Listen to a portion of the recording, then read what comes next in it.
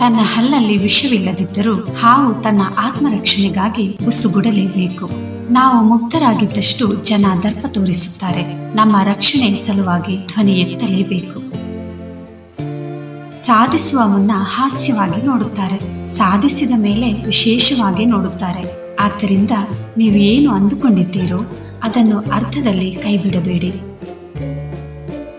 ಯಾವುದೇ ಮನುಷ್ಯನ ಭವಿಷ್ಯವನ್ನು ಅವನ ಇಂದಿನ ಪರಿಸ್ಥಿತಿಯನ್ನು ನೋಡಿ ಗೇಲಿ ಮಾಡಬೇಡಿ. ಏಕೆಂದರೆ ಸಮಯಕ್ಕೆ ತುಂಬಾ ಶಕ್ತಿ ಇದೆ. ಅದು ಸಾಮಾನ್ಯ ಕಲ್ಲಿದ್ದಲನ್ನು ವಜ್ರವನ್ನಾಗಿ ಪರಿವರ್ತಿಸುತ್ತದೆ.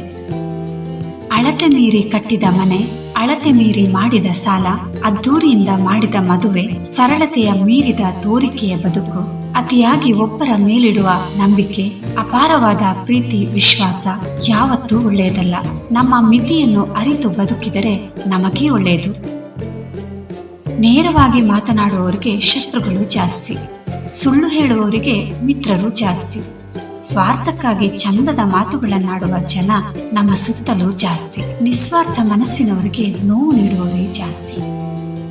ಕೆಟ್ಟ ಗೆಳೆಯ, ಕೆಟ್ಟ ಸಂಗಾತಿ, ಕೆಟ್ಟ ಶಿಷ್ಯರ ಜೊತೆ ಇರುವುದಕ್ಕಿಂತ ಒಂಟಿಯಾಗಿ ಇರುವುದೇ ಒಳ್ಳೆಯದು. ಯಾಕೆಂದರೆ ಅವರು ನಮ್ಮ ಬಾಳನ್ನು ಬೆಳಗುವುದಕ್ಕಿಂತ ಮತ್ತಷ್ಟು ಬಿಗಡಾಯಿಸುತ್ತಾರೆ.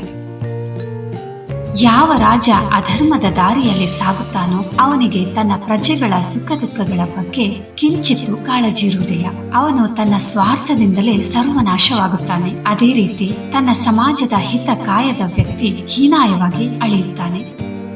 ಅವಶ್ಯಕತೆಗಿಂತ ಅಧಿಕವಾಗಿ ಪ್ರಾಮಾಣಿಕತೆ ತೋರುವ ಅಗತ್ಯವಿಲ್ಲ. ಅತಿಯಾಗಿ ಪ್ರಾಮಾಣಿಕರಾಗಿರುವುದು ಆರೋಗ್ಯಕರವೂ ಅಲ್ಲ. ಏಕೆಂದರೆ ಅಂಕುಡೊಂಕಾಗಿರುವ ಮರಗಳನ್ನು ಬಿಟ್ಟು ನೇರವಾಗಿರುವ ಮರಗಳನ್ನೇ ಮೊದಲು ಕಡಿಯುತ್ತಾರೆ. ಯಾವಾಗಲೂ ಗುಣವಂತರ ಜೊತೆ ಗೆಳೆತನ ಬೆಳೆಸುವುದು ಶ್ರೇಯಸ್ಸುಕರ. ಏಕೆಂದರೆ ಹಾಲಲ್ಲಿ ನೀರು ಹಾಲಾಗುವಂತೆ ನಾವು ಗುಣವಂತರ ಜೊತೆ ಸೇರಿ ಗುಣವಂತರಾಗುತ್ತೇವೆ. ಕಾಗೆ ಎಷ್ಟೇ ಎತ್ತರವಾದ ಕಟ್ಟಡವನ್ನು ಏರಿ ಕುಳಿತರೂ ಅದನ್ನು ರಣಹದ್ದೆಂದು ಕರೆಯಲಾಗುವುದಿಲ್ಲ. ಅದೇ ರೀತಿ ಒಬ್ಬ ವ್ಯಕ್ತಿಯ ಗೌರವ ಅವನ ಗುಣಗಳ ಮೇಲೆ ನಿರ್ಧರಿತವಾಗುತ್ತದೆಯೇ ಹೊರತು ಅವನಿರುವ ಎತ್ತರ, ಸ್ಥಾನಮಾನ, ಸಿರಿವಂತಿಕೆ ಮೇಲಲ್ಲ.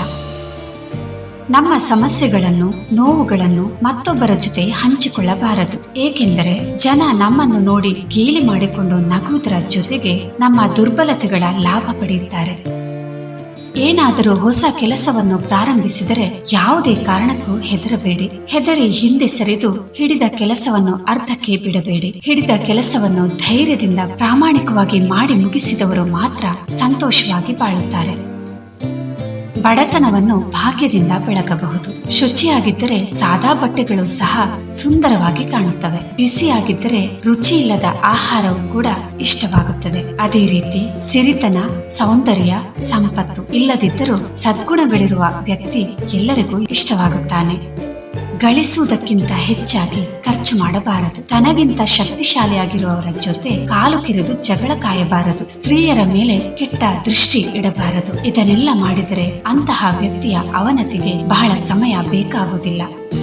ಬೇರೆಯವರ ತಪ್ಪುಗಳನ್ನು ನೋಡಿ ನಾವು ನಮ್ಮನ್ನು ತಿದ್ದಿಕೊಳ್ಳಬೇಕು. ಎಲ್ಲಾ ತಪ್ಪುಗಳನ್ನು ನಾವೇ ಮಾಡಿ ಕಲಿಯುವಷ್ಟು ದೊಡ್ಡ ಜೀವನ ನಮ್ಮ ಬಳಿ ಇಲ್ಲ. ಅದಕ್ಕಾಗಿ ನಾವು ಬೇರೆಯವರ ತಪ್ಪುಗಳನ್ನು ನೋಡಿ ಬುದ್ಧಿ ಕಲಿಯಬೇಕು. ಅತಿ ದೊಡ್ಡ ಗುರುಮಂತ್ರವೆಂದರೆ ನಿಮ್ಮ ಗುಟ್ಟುಗಳನ್ನು ಯಾವುದೇ ಕಾರಣಕ್ಕೂ ಬೇರೆಯವರೊಂದಿಗೆ ಹಂಚಿಕೊಳ್ಳದೆ ಇರುವುದು. ಇಲ್ಲವಾದರೆ ನಿಮ್ಮ ಸಮಾಧಿಯನ್ನು ನೀವೇ ತೋಡಿಕೊಳ್ಳುತ್ತೀರಿ.